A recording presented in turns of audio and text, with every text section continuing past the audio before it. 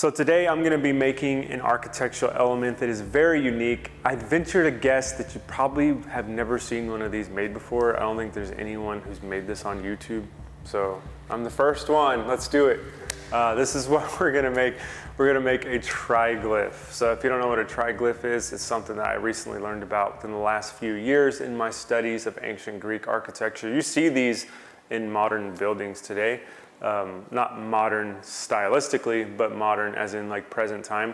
And what they are, they're a little kind of motif, like a decoration in the frieze of an entablature. So on my mantle here that we're progressing forward on, I am going to make triglyphs for this mantle. Now I'm copying them from where I first saw them and fell in love with them, from the Temple of Apphia. Now I didn't go there and see it. This was all on Google Images. You know, I don't get out much. So maybe one day I'll really go to Greece. I think that would be fun. But in the Temple of Apphia, these triglyphs have what I'm calling a shadow back. They're very unique, and I'm gonna make mine just like that. And you'll see as I build these that why I'm calling it a shadow back, I just made that up, is the triglyph has a shadow behind it because the frieze is recessed and the triglyph is projected. And I think it looks so cool. I'm gonna try it. Is it overkill? I don't know. I just don't think I'll ever get to do this in my whole life. I have a perfect opportunity here on this classical mantle. I really don't think I'll ever get to do this other than right now. So we're gonna give it a shot here. It's gonna be cool. Let's do it. Now real quick, I guess I should mention, yesterday I installed the architrave. I used a Windsor wainscot cap that looks very similar to architraves in historic precedent that I've seen. And throughout this whole build of this mantle, all I'm doing is grabbing moldings that look like what I see in these old books and trying to match them as close as I can. Of an architrave, you can see that stair-step fashion. So that is why I selected that wainscot cap from Windsor that we're using. So I had to get up there and put some blocks in to get this architrave to mount to, because I'm using a wainscot cap. Since I'm using it as an architrave, I had to get it set up on the correct projection for what I wanted, and I put some blocks in. And with these blocks in, I was actually able to get the rest of the pencil molding installed, or cork molding, as we installed on the wainscot below.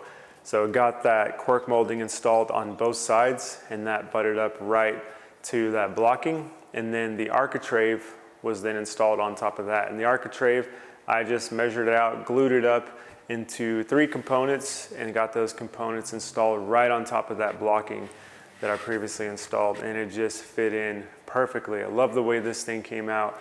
I think it's a perfect architrave molding in that it has that stair-step kind of profile to it, like the architraves I see in my historical books, and I think it just looks perfect.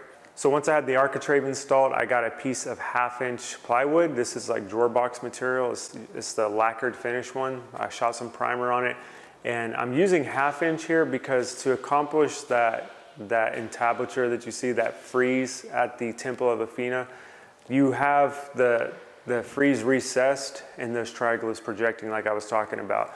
So I'm making this narrow. So my whole build out of this mantle has been right about 1 inch. So this is 1/2 inch recessed back. And I just got that wrapped up on top of the architrave, and it just is ready to accept our triglyphs.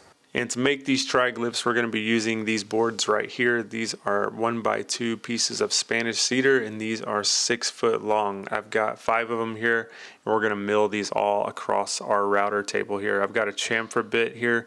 I've got it set up to the correct calibration for the reveals that I want, and I'm just going to run this board across on both sides. So I'll get the whole length of it ran here.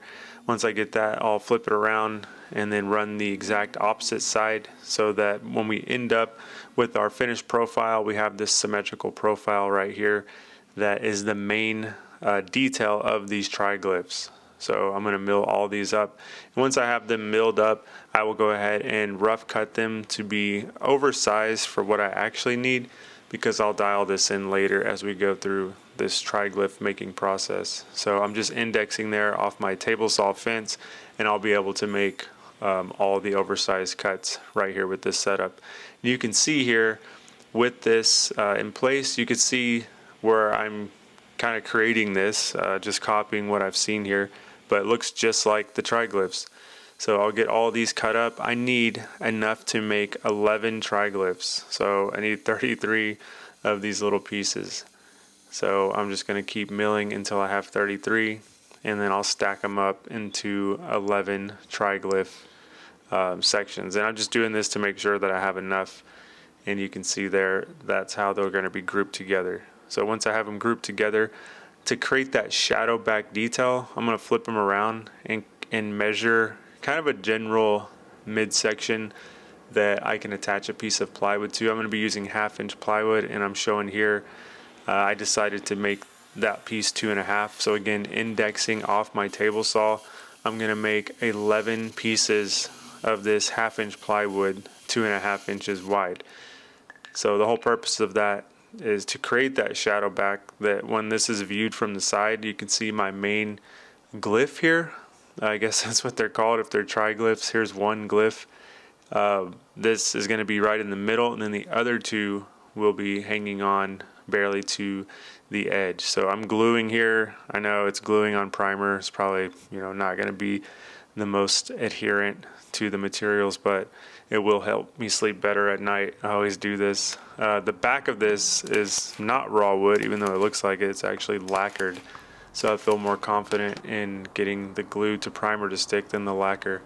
So I've nailed it from the back with the pin nailer, and then I'm going to glue these together edge to edge and to the little spacer 1/2-inch piece, and I'll get that squeezed together, get it in place, roughly lining it up at the bottom, flipping it around, and then pinning it from the back just like I did that first piece. Just making sure they're super tight, holding it with my hand to keep that pressure on it, and that is how these are going to be assembled.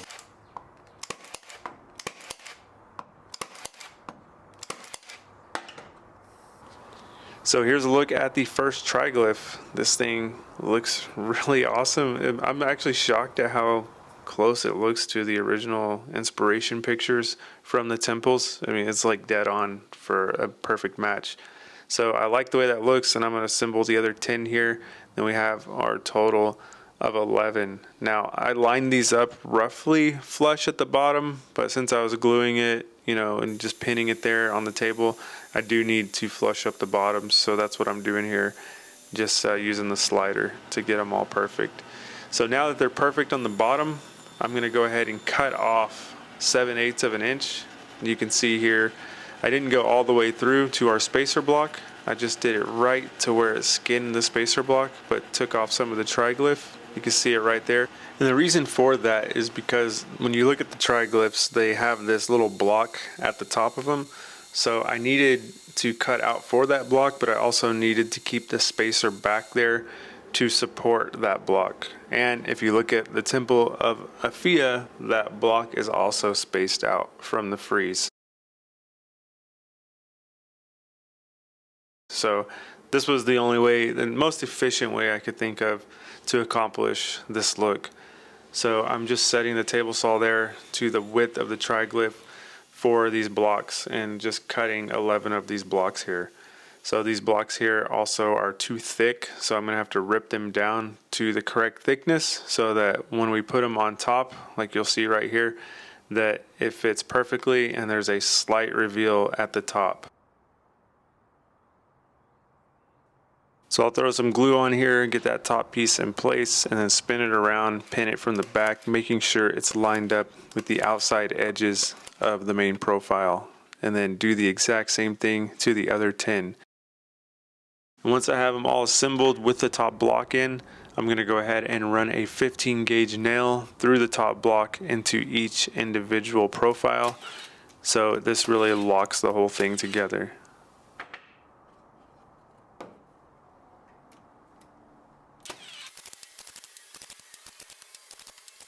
And once they're all completely assembled, I'll hit them with some primer so we can really get the feel for them. And when I install them, they kind of look pre-finished.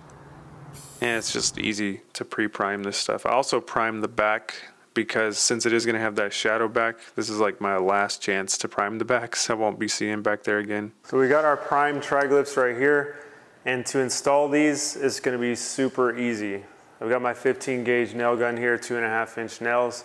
Since these are already pre-assembled, all I have to do is just lay them out. So if I'm here, all I have to do is make sure that I'm centered on this little bump out here. And it's looking like 1 5/16 inches is gonna be center for me. So I'm gonna shoot through the middle glyph, I guess that's what they're called, the triglyph, there's 3 of them. Because I don't wanna risk having a nail project out behind our shadow back where it wouldn't be inside of wood. So I'm just gonna go right here in the middle.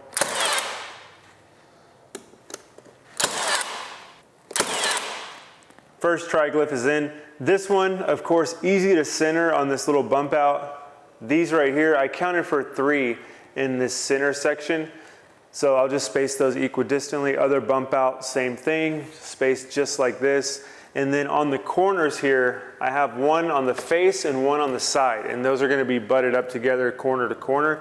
And then at the very back where this wraps around this wall, there's one back there as well, just all the way against the wall. So the corners are gonna take a triglyph on each face of the opposing wall. So I'm gonna just put them up there and push them until they touch corner to corner.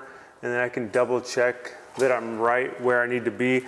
If the back edges of my triglyphs are lined up with the miter of this architrave, which they are, I know that that's perfect and I can install this right here.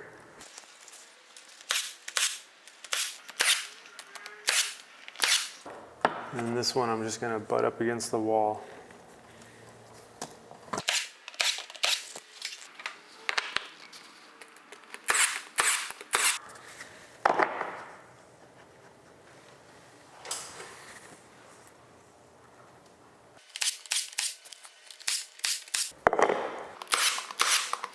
So on these last 3, I'm just gonna have to make sure they're spaced out equally. I'll start by putting one in the middle, and then I'll have these 2 sections left over, and then I can just put one in the middle of that section. So, do some math.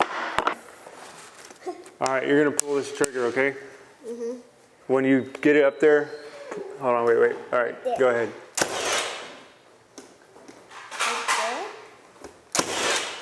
Sweet.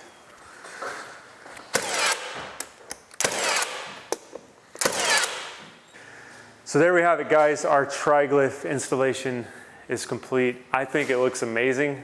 It's such a really unique detail, and it looks just like the Temple of Apphia in Greece, just made out of Spanish cedar, not 2,000-year-old stone. But same idea. This is really coming together. I love everything about it, and I think once I get that next component in, which is going to be the broken pediment, that's gonna look amazing. I've never built a pediment, let alone a broken pediment, so that's really the last step in this. It's a curveball that I'm really throwing at myself, but that's how I'm getting better, challenging myself, doing stuff that is crazy. Like, what, shadowback triglyphs? No one's gonna ever ask me to do that. Like, I really don't think there's a customer out there who's like, you know what? Let me call these guys. You guys do shadowback triglyphs? Like, yeah, I do, but no one, that's not gonna happen. So here we go. That's the finished installation right there. And this is just looking more and more like a Greek temple. Let me know if you guys have any questions down below, and we'll see you next time.